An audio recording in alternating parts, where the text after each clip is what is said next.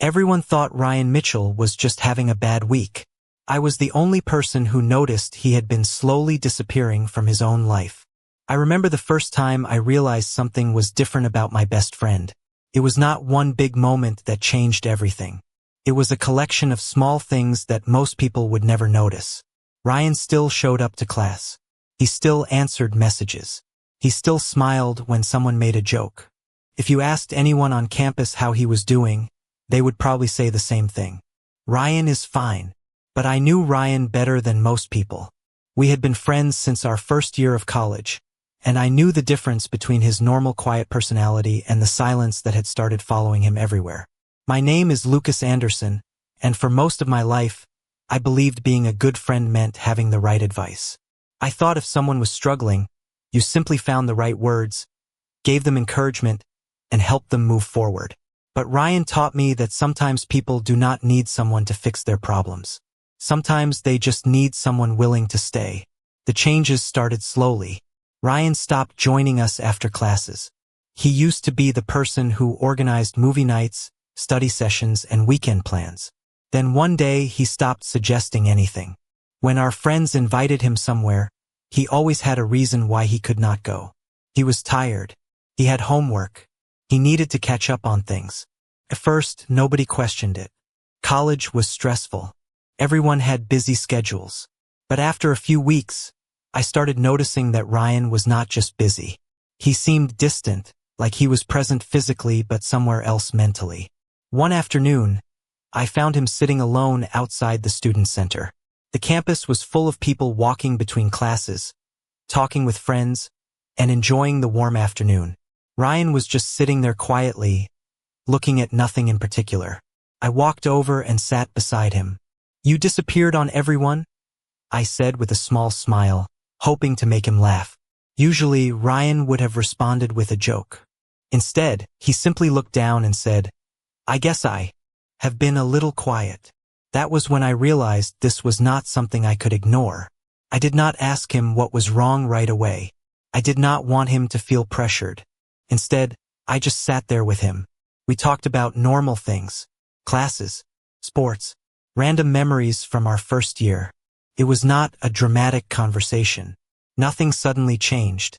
But when I left that afternoon, I felt like I had done something important. I had reminded Ryan that he was not alone. Over the next few days, I started paying closer attention. I noticed how often Ryan said he was fine before anyone even asked. I noticed how quickly he changed the subject whenever someone asked about him. I noticed how much energy he spent making sure everyone else was okay while pretending he did not need support himself. And that was the moment I made a decision. I was not going to force Ryan to talk. I was not going to pretend I had all the answers. I was simply going to be there. Because sometimes the hardest thing for someone to believe is that they do not have to go through everything by themselves. And I was about to discover that staying beside Ryan would change both of our lives in ways I never expected. After that afternoon outside the student center, I started looking at friendship differently. I used to believe that helping someone meant finding the perfect words, giving the right advice, or somehow making their problems disappear. But with Ryan Mitchell, I slowly learned that support was not always about solving something. Sometimes it was simply about showing someone that they mattered. The next few weeks were a quiet lesson in patience. I did not suddenly ask Ryan to explain everything he was feeling.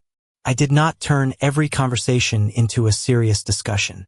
Instead, I focused on the little things that reminded him he was still part of my life. I invited him to lunch even when I knew he might say no. I sent him messages about random things instead of only asking if he was okay. I shared funny memories from our first year of college because I wanted him to remember that there were still moments worth enjoying. At first, Ryan seemed surprised by my effort. One evening, he texted me and said, "You know you do not have to keep checking on me, right?" I stared at the message for a while before answering.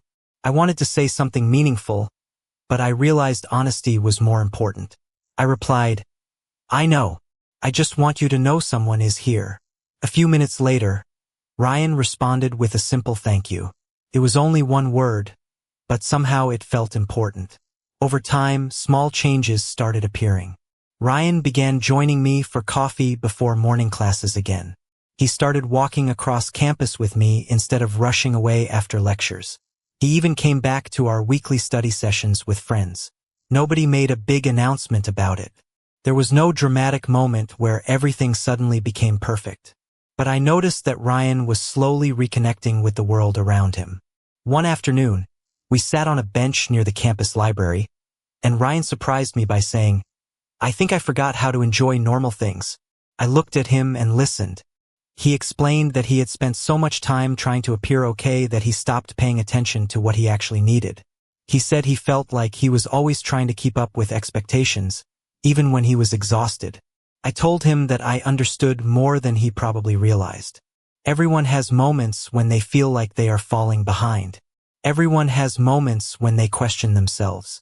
The difference is that some people become very good at hiding those moments. Ryan smiled slightly and said, "You always make things sound easier than they are." I laughed and told him, "No, I just do not want you to believe you have to handle everything alone." That conversation stayed with me because it was the first time Ryan openly acknowledged what he had been experiencing. He was not pretending everything was fine anymore. He was not changing the subject every time someone asked about him. He was beginning to trust that he could be honest. But I also realized something important about myself. The more I supported Ryan, the more I cared about his happiness. Not because I felt responsible for him, but because he was my best friend. His struggles mattered to me. His good days mattered to me. His small victories mattered to me. And somewhere along the way, our friendship started becoming something deeper than I expected. I did not know what that meant yet. I only knew one thing. For the first time in a long time, Ryan was starting to feel like himself again. And I was about to discover that healing someone's confidence could change your own heart too. The first thing I learned about helping Ryan Mitchell was that progress does not always look the way people expect. There were no dramatic moments where everything suddenly became perfect. There was no single conversation that changed everything overnight. Instead, there were small signs that showed Ryan was slowly finding his way back to himself. He started laughing more during our lunch breaks.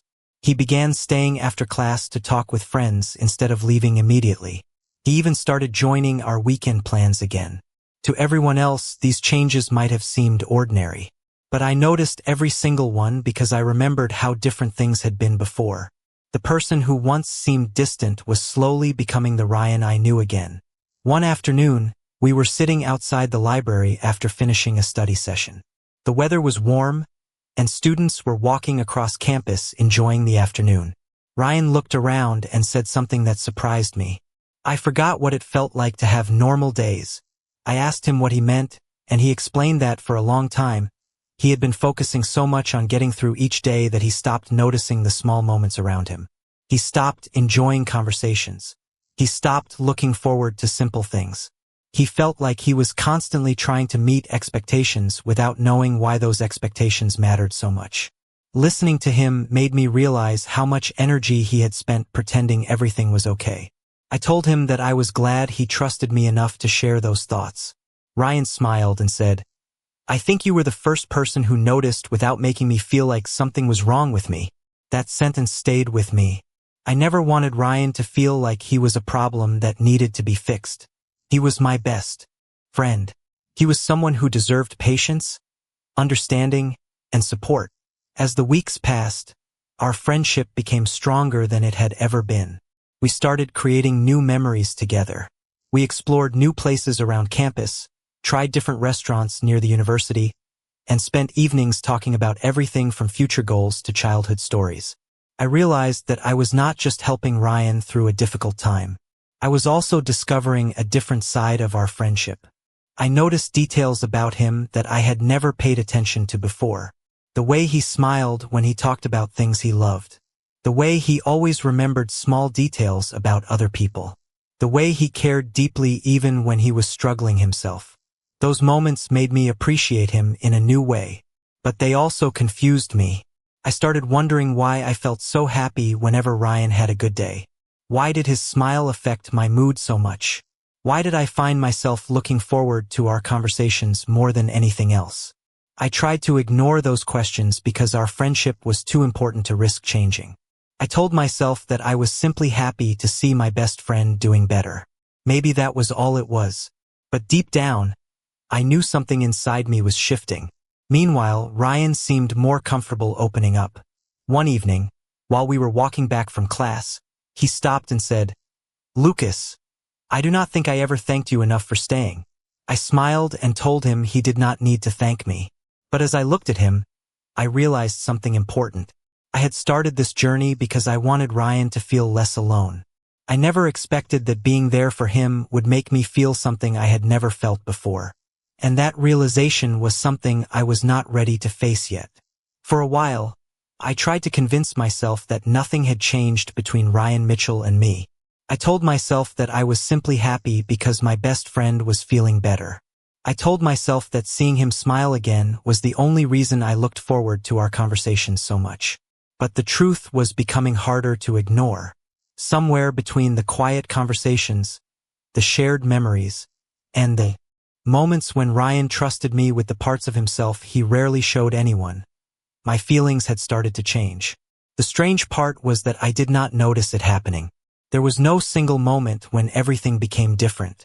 It happened slowly, almost silently, until I realized Ryan had become the person I wanted to talk to at the end of every day.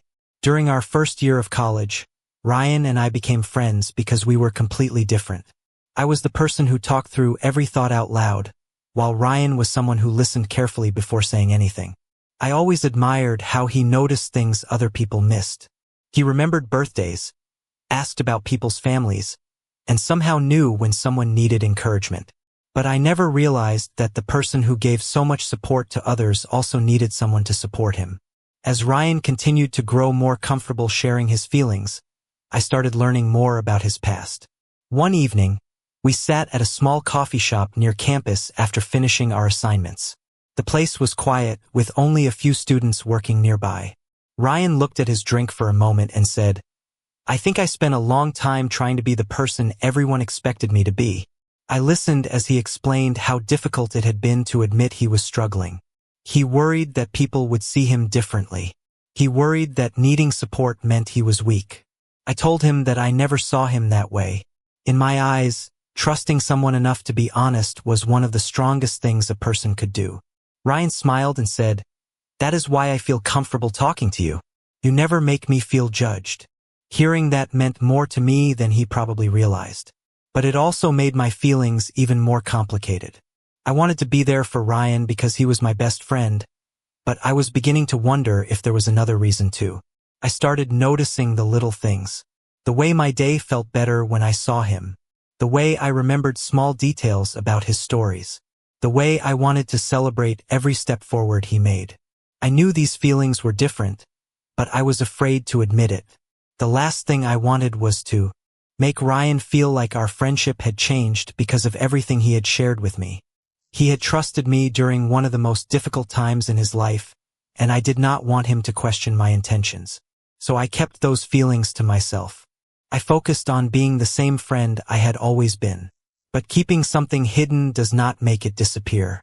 One weekend, Ryan and I walked through campus after a long day of classes. The sunset covered the buildings with warm light, and for a moment everything felt peaceful. Ryan looked at me and said, "I honestly do not know where I would be without you." I smiled and told him that he would have found his way eventually.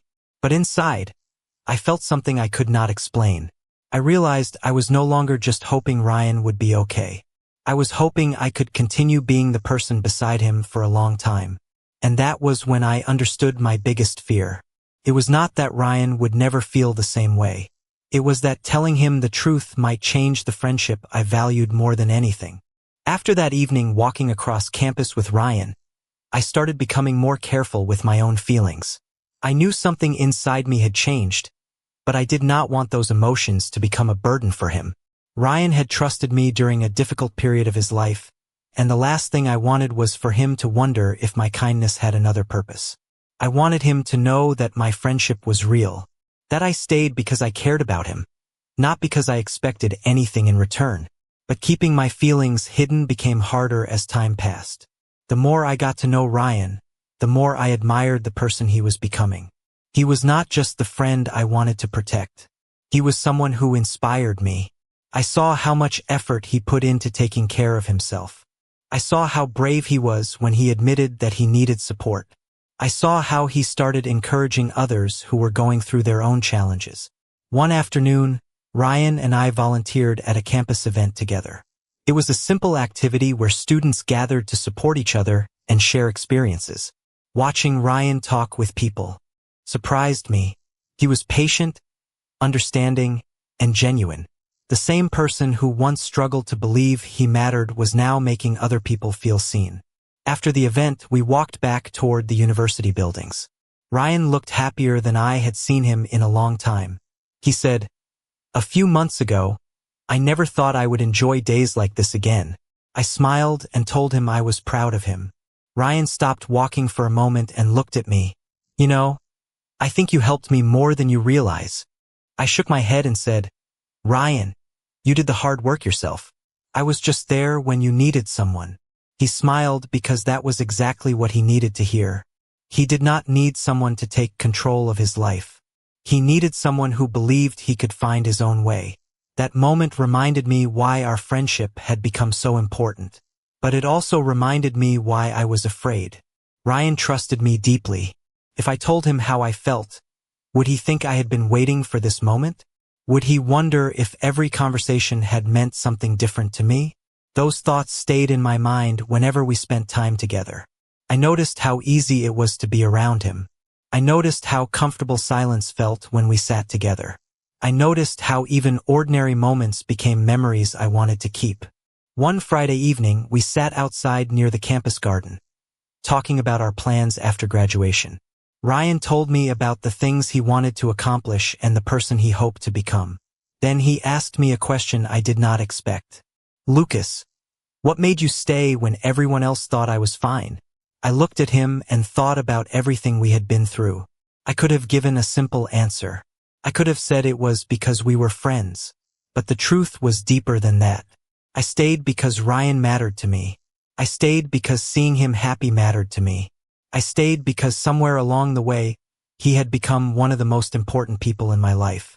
I did not say everything I was thinking.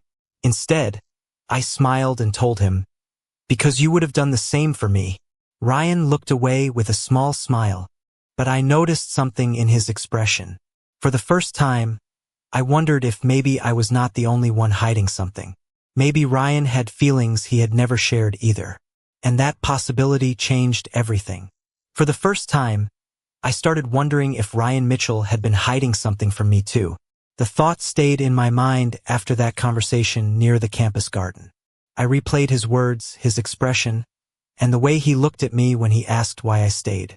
I wanted to believe it was just a normal question between two close friends, but something about that moment felt different. Still, I was careful. Ryan had trusted me with the most personal parts of his life, and I never wanted him to feel pressured to give me anything in return. His friendship meant too much to risk losing it because I was confused about my own feelings. As the semester moved forward, our lives became more connected than ever. We studied together, shared meals between classes, and spent more time talking about the future. The difference was that now I noticed how much those ordinary moments meant to me. A simple conversation while walking across campus could make an ordinary day feel special. A small joke from Ryan could completely change my mood. I realized that the person who once needed my support had become someone who gave me just as much in return. One evening, we sat in the student center while a light rain fell outside. Most students had already left, and the quiet room gave us a chance to talk without distractions. Ryan looked at me and said, "Can I ask you something?" I nodded. He paused for a moment before continuing. "Why did you never give up on me?" I smiled because I had heard that question before, but this time his voice sounded different. It was not only curiosity. It sounded like he was trying to understand something deeper. I told him the truth. "Because you are my best friend." I did not need another reason. Ryan looked down for a moment and smiled softly. "That is what made it different. You never treated me like someone who needed to be fixed." Hearing that reminded me of the first days when I noticed he was struggling. I remembered how I was afraid of saying the wrong thing. I remembered wondering if I could really help him. But now I understood that being there for someone was not about having perfect answers. It was about respect, patience, and reminding someone that they mattered. After a few minutes of silence, Ryan said something I did not expect. "I think I was afraid you would leave once things got better."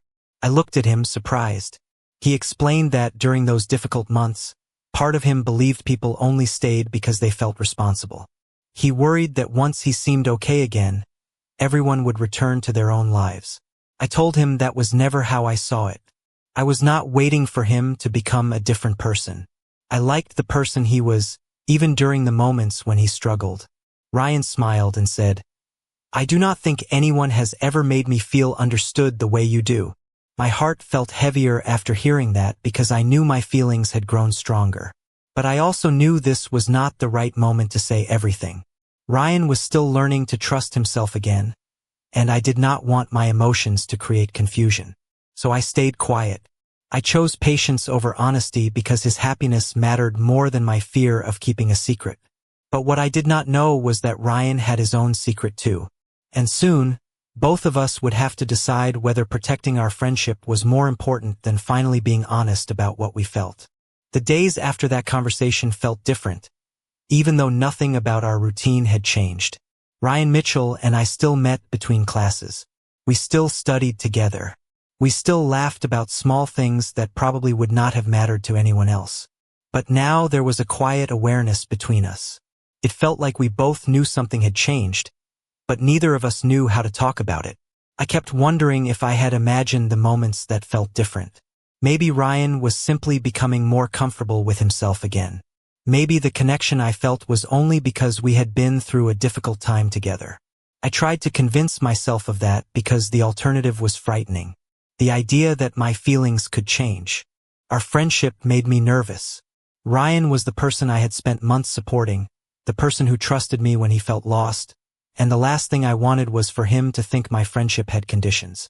But then I started noticing things I could not ignore. Ryan began looking for me as much as I looked for him. If we were walking across campus, he would slow down so we could stay together. If something funny happened during class, he was the first person I wanted to tell, and I noticed I was often the first person he wanted to share things with too. One afternoon, we visited a small bookstore near campus. It had become one of our favorite places because it was quiet and gave us a break from the busy college schedule. Ryan picked up a book from a shelf and smiled. "You know, a few months ago, I would not have come here." I looked at him and asked why. He said, "Because I was so focused on getting through the day that I forgot I was allowed to enjoy things." That answer reminded me how far he had come. But it also made me realize something about our relationship. I was no longer only remembering the difficult moments. I was starting to see all the new memories we were creating together. Later that evening, we sat outside the bookstore and talked about the past year. Ryan thanked me again for being there when he needed someone. This time, I wanted to tell him everything. I wanted to say that being there for him had never felt like a responsibility. It had felt natural because he mattered to me in a way that was difficult to explain. But before I could say anything, Ryan looked at me and said, "There is something I have been thinking about." I waited quietly. He took a moment before continuing. "I used to think people only stayed because they felt sorry for me. But with you, it never felt like that." I listened as he explained that my friendship had shown him something important. He realized that accepting support did not make him less independent. It simply meant he allowed someone to care about him. Then Ryan said something that surprised me. "I think you helped me see myself differently." I smiled and told him that I was happy he felt that way, but I also wanted him to know that he was the one who made the changes. He was the one who kept moving forward. Ryan looked at me with a thoughtful expression and said, "Maybe, but I do not think I could have done it without you." Those words stayed with me, not because I wanted to be seen as someone who saved him, but because I finally understood how much we had both changed. I started this journey thinking I was helping Ryan find his way back to himself. I did not realize that he was helping me discover something about myself too. The problem was that now I had a choice to make. I could continue hiding my feelings and protect the friendship we had built, or I could be honest and risk changing everything. And before I could decide, Ryan's next words made me wonder if maybe I was not the only one afraid of the truth. For the first time in a long while, I felt like Ryan Mitchell and I were standing at the edge of something unknown. We had spent so much time building trust, sharing honest conversations, and learning how to support each other that the idea of changing anything felt risky. I knew how important our friendship was, and I did not want to lose the person who had become such a meaningful part of my life. But I also knew that pretending my feelings did not exist would not make them disappear. A few days after our conversation at the bookstore, Ryan asked if I wanted to meet at the same campus garden where we had talked many times before. When I arrived, he was already sitting there, looking thoughtful. The afternoon was quiet, with students passing by and the sound of the campus moving around us. Ryan smiled when he saw me and said, "I have been thinking about something you said." I sat down beside him and asked what he meant. He looked down for a moment before answering. "You told me that I did not have to handle everything alone. I think I finally understand what you meant." I listened carefully as Ryan explained that for a long time, he believed accepting support meant he was disappointing people. He thought he had to be strong all the time because everyone expected him to be the person who always had everything together. But through our friendship, he learned that being honest about his feelings did not make him less capable. It made his relationships more real. Then Ryan surprised me by saying, "I think I was afraid too." I looked at him, confused. He continued, "Not because of what happened before. I was afraid because things between us started feeling different, and I did not want to lose what we have." For a moment, I did not know what to say. Hearing those words felt impossible because they were the same thoughts I had been keeping to myself. I finally admitted that I had been feeling the same way. I told Ryan that I was scared too. I was afraid that if I was honest, he might think my support had only been because I wanted something more. I wanted him to know that every moment I spent with him was genuine. Ryan looked at me and smiled. "That is what I was afraid of too. I never wanted you to think I only needed you because I was struggling." That moment changed the way I saw everything. We both realized that our connection was not created by a difficult time. The difficult time only showed us what was already there.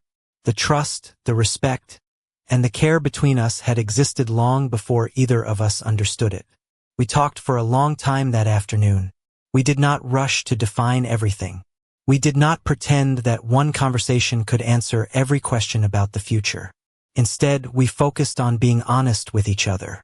Ryan told me that he appreciated how I had stayed, but he also wanted me to know that he wanted to be there for me too. He did not want our relationship to be one person helping and one person receiving support. He wanted it to be something balanced, where we both cared for each other. That was the moment I realized the biggest change was not that our feelings had grown. The biggest change was that we had learned how to truly understand each other. We were no longer two people trying to protect ourselves from being hurt. We were two people choosing to trust each other. And as we walked back across campus that evening, I realized something I never expected. The person I had been trying to help find his way back had helped me discover a new part of myself too. I used to think the most important moments in life were the ones that changed everything instantly. I thought there had to be a clear beginning, a dramatic turning point, or a single decision that explained how people became different. But when I looked back at my journey with Ryan Mitchell, I realized the moments that mattered most were the quiet ones. The conversations after class, the walks across campus, the times when we simply sat together and reminded each other that we were not alone. After the day we finally admitted how we felt, Ryan and I decided not to rush anything. We knew our friendship was too important to treat carelessly. We had built something meaningful over time, and we wanted whatever came next to be built on the same trust and honesty that brought us there. The biggest difference was that we no longer had to hide. We could talk openly about our thoughts, our fears, and the things we hoped for in the future. For Ryan, that was a huge step. I saw how much he had changed since the first day I realized something was wrong. The person who once struggled to believe he deserved support was now someone who understood his own value. He was not suddenly a different person. He was still Ryan, with the same kindness, the same sense of humor, and the same ability to care deeply about others. But now he also understood that he was allowed to receive the same care he gave so freely. As for me, I learned something important too. I started this journey believing my role was to help Ryan feel less alone. I thought I was the person giving support. But somewhere along the way, I realized Ryan had been supporting me too. He taught me patience. He taught me that people do not need perfect answers to feel understood. He taught me that real connection comes from accepting someone completely, not just when life is easy. A few months later, we walked through campus after our final exams.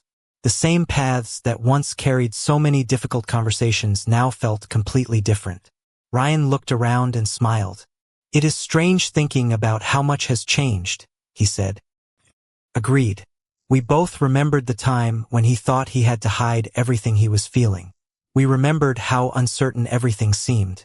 But now those memories were reminders of how far we had come. Ryan looked at me and said, "I think the best thing you did for me was not giving me answers. You just reminded me I was still myself." That sentence stayed with me because it explained everything. I never saved Ryan. He saved himself. I was simply lucky enough to stand beside him while he found his way forward. And in doing that, he helped me understand my own heart too. Looking back, I do not think our story was about one person helping another. It was about two people learning that everyone needs someone who believes in them. Sometimes friendship becomes stronger because of the challenges people face together. Sometimes the person who needs support today becomes the person who gives support tomorrow. Ryan and I started as two best friends trying to navigate college and everything that came with it. We became something more because we learned how to be honest, patient, and present for each other. The most meaningful relationships are not created because someone is perfect. They are created because someone chooses to stay, even when things are difficult. And I will always be grateful that when Ryan needed someone, I was there. Because I never expected that helping my best friend find himself would help me find something I had been looking for too.